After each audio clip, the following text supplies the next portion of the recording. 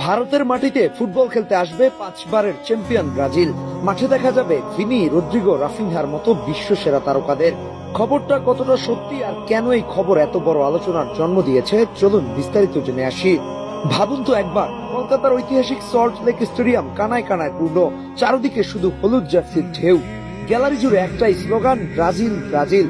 মাঠে ওয়ার্ম করছে Vinicius Junior, Rodrigo, Estevao, Bruno গিমারেজদের মতো তারকারা। সাইডলাইনে দাঁড়িয়ে আছেন কিংবদন্তি কোচ কার্লো আনচেলত্তি। টেলিভিশনের ক্যামেরা সেই দৃশ্য সরাসরি পৌঁছে দিচ্ছে বিশ্বের কোটি কোটি ফুটবল প্রেমীর কাছে। এটি আপাতত কল্পনা হলেও সেই কল্পনা বাস্তবে রূপ নেয়ার সম্ভাবনা তৈরি হয়েছে।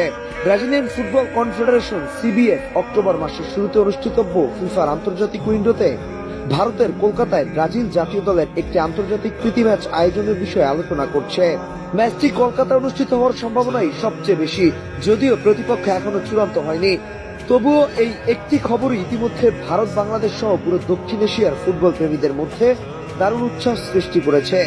খবরটি প্রকাশ করেছে ব্রাজিলের দুই নির্ভরযোগ্য সংবাদ মাধ্যম গ্লোবো এবং টিএনটি স্পোর্টস ব্রাজিল।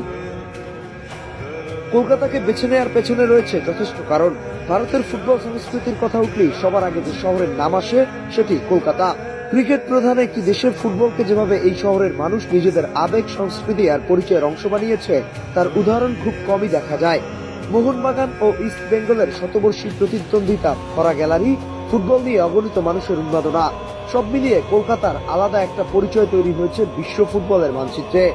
এই শহরের প্রাণকেন্দ্র সল্ট লেক স্টেডিয়াম ও আন্তর্জাতিক ফুটবলের জন্য অপরিচিত নয়।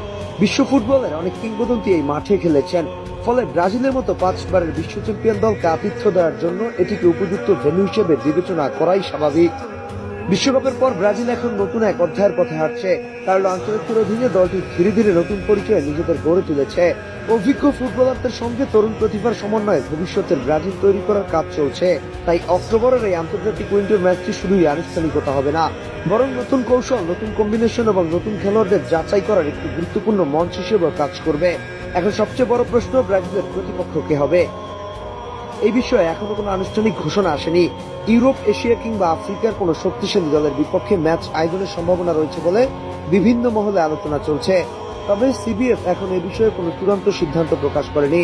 শুধু মাঠের লড়াই নয়, এমন একটি ম্যাচ আয়োজিত হলে তার অর্থনৈতিক ও সাংস্কৃতিক প্রভাব হবে বিশাল।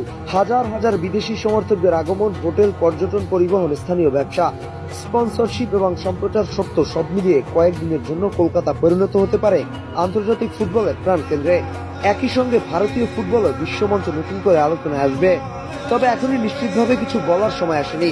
পুরো বিষয়টি এখনো আলোচনার পর্যায়ে রয়েছে। যদি সিবিএফ এবং সংশ্লিষ্ট পক্ষগুলো সমঝোতায় পৌঁছায়, তাহলে খুব শিগগিরই ম্যাচের তারিখ, প্রতিপক্ষ, ভেন্যুর আনুষ্ঠানিক নিশ্চয়তা এবং টিকিট সংক্রান্ত বিস্তারিত ঘোষণা করা হবে।